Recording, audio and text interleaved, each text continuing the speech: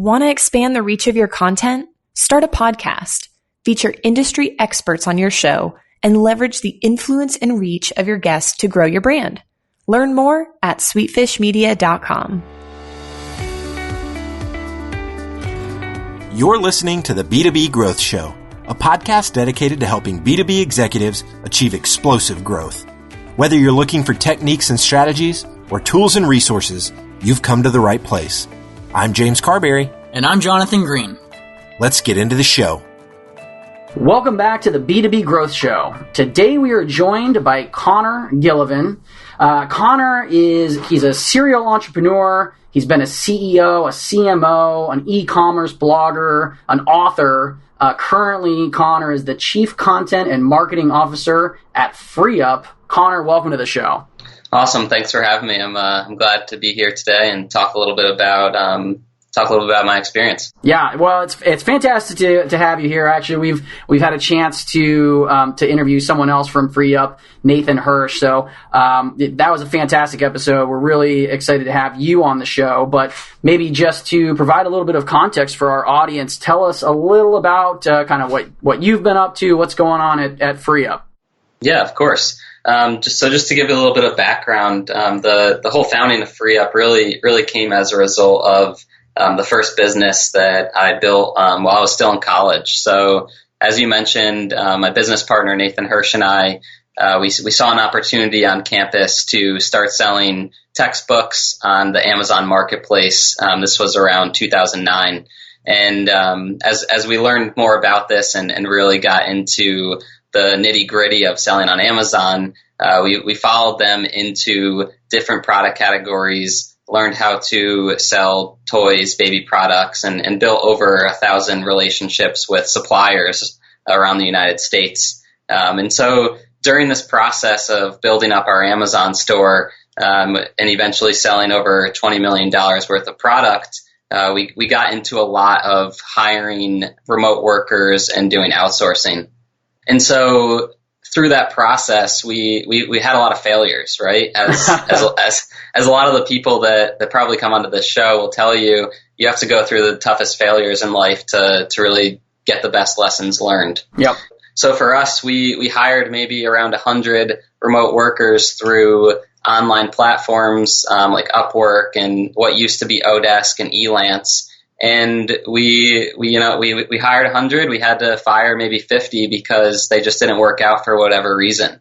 And we really, after going through this whole experience, we really came to what we found to be the best process to recruit, interview, pre-vet, and then integrate these remote freelancers. And that's really the founding of FreeeUp. So FreeeUp is this online hiring platform that is specialized for e-commerce businesses where you can easily request and get access to reliable freelancers from around the world. Yeah, and I love what you guys are doing at FreeeUp. Again, like I said, I've had the chance to interview Nathan and now getting to interview you. So definitely love what you guys are doing. I love talking to people that have gotten their hands dirty, have failed, have built something from scratch. You've done it a couple of times, and so you've had your boots on the ground. You've kind of seen it all. It's run the gamut, your experiences. So I'm always thrilled to talk to people who have that kind of a background. And today, we're going to be talking about this idea, the three most important things about building a remote team. I mean, this is part of your world. This is what you and your team are doing. So let's talk about that. What's lesson number one when you are kind of building a remote team? Absolutely. So lesson number one, and this can really be applied to any business. You want to figure out what you need to take off your plate. So I think one of the biggest struggles that entrepreneurs have, and I myself still have this, is we tend to think we can do everything. And we put a lot of tasks and a lot of projects onto our plate that may not necessarily be best for us to be working on. And there is someone else that could be better experienced or better fit for that particular role. And so the first step, the first secret is to really just sit down and write down a list of everything that you have currently on your plate.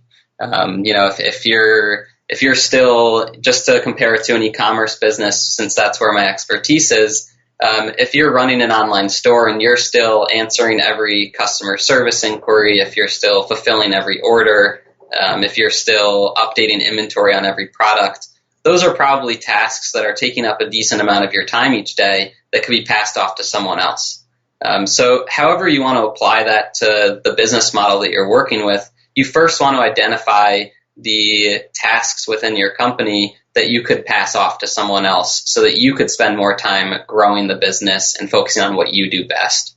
Yeah, that makes a lot of sense. My immediate question to that would be something along the lines of, where's the balance that you can maybe strike? Because obviously, if you are an entrepreneur and you are maybe bootstrapping your enterprise, if you're, maybe you don't have the money to spend on hiring someone else to do these things. You say to yourself, listen, if I don't do it, it's not going to get done.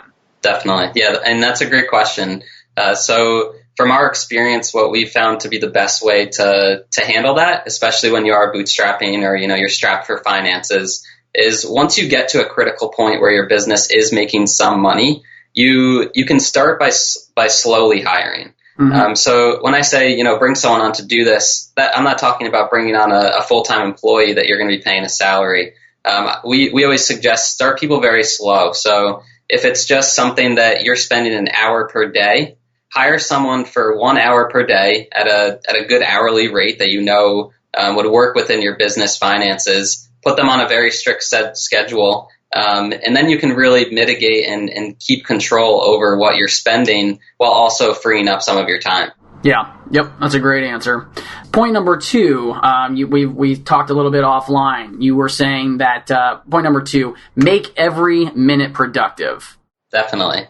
This one kind of goes into your own, your own productivity, right? So how are you, as a business owner, going to make sure that you're spending your time on what is most important to the growth? And so for me, I kind of have specific hacks that I use each week and each day to make sure that my time is being spent most effectively or most efficiently.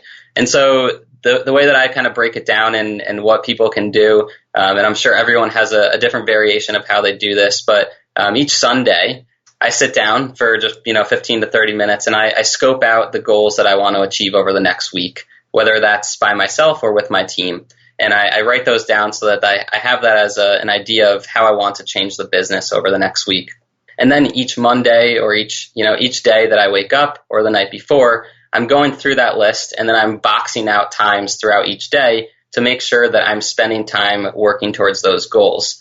And this can also work with your team. So if you have specific goals that maybe it's not best for you to be spending your time, you can get them involved and see if they can push the company forward in that manner as well. Yeah, I think it's fantastic that you use that specifically as an example. It's been kind of I guess you could call it a reoccurring theme on the show. Certain guests that we've had when we're talking about the habits of the most successful people is, one of those things is don't have a to-do list. Block off those times. Put, to-do lists will build up. But if you put that time in your calendar, you've blocked off time to take care of A and B, and then, the next day, C and D, whatever it is. That's an effective use of, your time management, actually, putting structure in place to get these things actually done. For sure. And it can apply to things that aren't project specific too. For me, when I was first starting to, get into being an entrepreneur full time, a big distraction was just the emails and the Skypes and now you have Slack and all these different kind of real-time communication methods. Mm-hmm. I even put little blocks of time into my day just to focus on those so that when I'm working on the other projects, I don't feel obligated to be checking those every second because those can really trip you up when you're trying to get focused on one particular task. Yeah. There's so many ways to communicate. Sometimes communicating is tough to get done. Absolutely. I also appreciate how you've actually blocked off time to then block off time in your calendar. Exactly. All right, so that's great. This question kind of popped in my head as I was listening to you talk about making every minute productive, and even a little bit to your last point about hiring experts to do what you don't do at a high level. What about the things that maybe as an entrepreneur or even as an executive, maybe there's things that you enjoy doing but are not the best use of your time? I mean, is there, do you find that there's some wiggle room, that there is some value there to, hey, maybe I could hire someone to do this, but this is actually something I enjoy. I'm going to do it for my own mental health. Yeah, for sure. I think there is some wiggle room there. Those are the tasks that I would call like what you're very passionate about. And I encourage people to keep those on their plate as well, as long as they can do it to a high enough degree that it is pushing the company forward. For tasks that maybe you're extremely passionate about, but you just have no experience in, it could be holding your company back a bit for you to keep doing that, because there's going to be a large learning curve, whereas if you were to hire someone. But if you're passionate about a certain task and you also know what you're doing, definitely keep that on your plate, because that's where you're going to be able to make a lot of progress. Yep. That makes a lot of sense. So let's talk about point number 3, some hiring tips. Sure. So the biggest characteristics that we look at when we're trying to hire people, and I've had experience hiring people in-house and then also remote employees or remote contractors. And the way that we like to look at it is there's kind of 3 factors. So you always want to look at their skills, look at their experience, make sure it's something that they've done in the past and they could fit well into the role. You want to look at their attitude. So most companies will have their own culture and their own set of values. You want to make sure that the person can fit into that. And then the third piece is communication. So is this person going to be able to communicate with you at a high level? Can they live up to your expectations, and can they bring what you want to the company? So those are 3 things that we look for in all applicants. And then we're also, when we're hiring, we're looking for people who are workaholics and also problem solvers. Mm-hmm. So let me define those, because they're both pretty general terms. So to us, a workaholic it's not someone that's just willing to work around the clock at all times. A workaholic is someone who is extremely passionate about what your business is doing, and they want to feel a part of growing the company. They don't necessarily just want to be another cog in the machine. Yep. They see the future and they want to really be working towards that. We found that those types of people are the most productive and the people that are going to help you really push the company forward over the long run. Yeah. Well, and I mean, hopefully people that are listening, have been on both sides of that equation. Are currently, obviously doing something that they're passionate about, but you can feel that difference even in your personal life, when you do feel like a cog in some company's machine, and it's just, it feels like a grind. It feels like work versus, being part of a team, being part of an organization that you truly believe in, and, you're motivated, you're excited, you're bringing a different kind of energy and work ethic to the table. Yeah, it makes such a huge difference. And I think it's really important to try to find those people and find ways in your interview process to figure out if they do possess those characteristics. Mm-hmm. Are there a couple of questions that maybe you could share with us?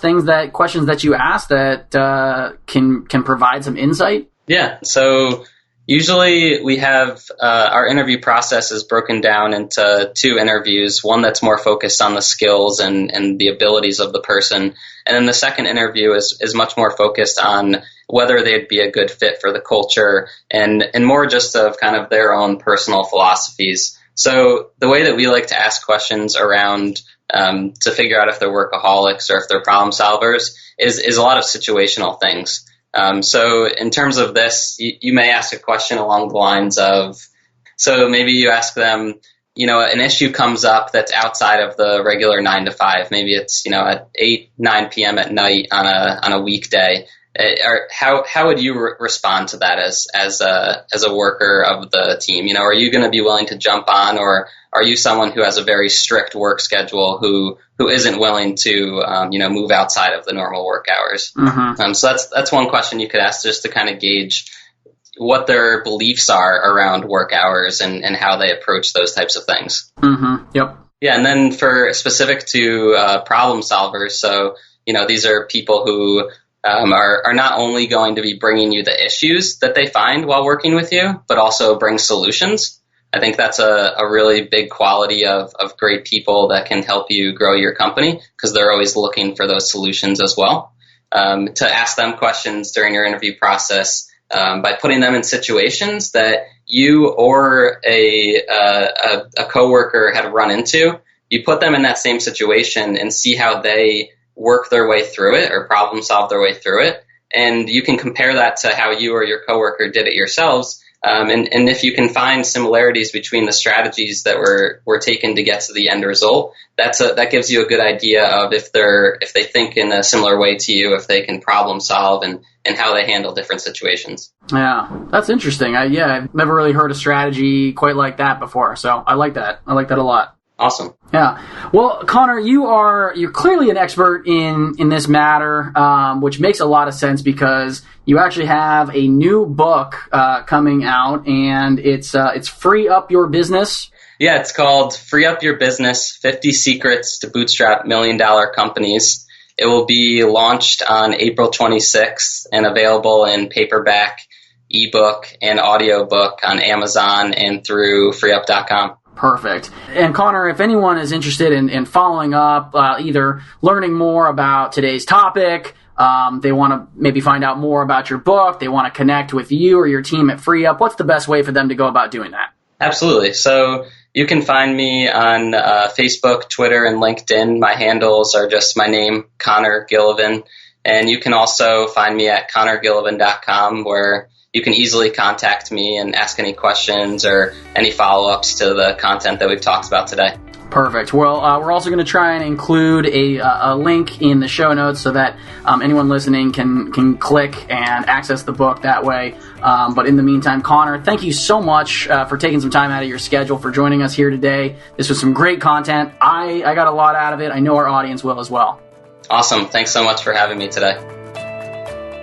To ensure that you never miss an episode of the B2B Growth Show, subscribe to the show in iTunes or your favorite podcast player. This guarantees that every episode will get delivered directly to your device. If you'd like to connect with B2B executives from all over the world, make sure to join our private Facebook community. There are some incredible conversations happening inside this group. To join, visit b2bgrowthshow.com/FB.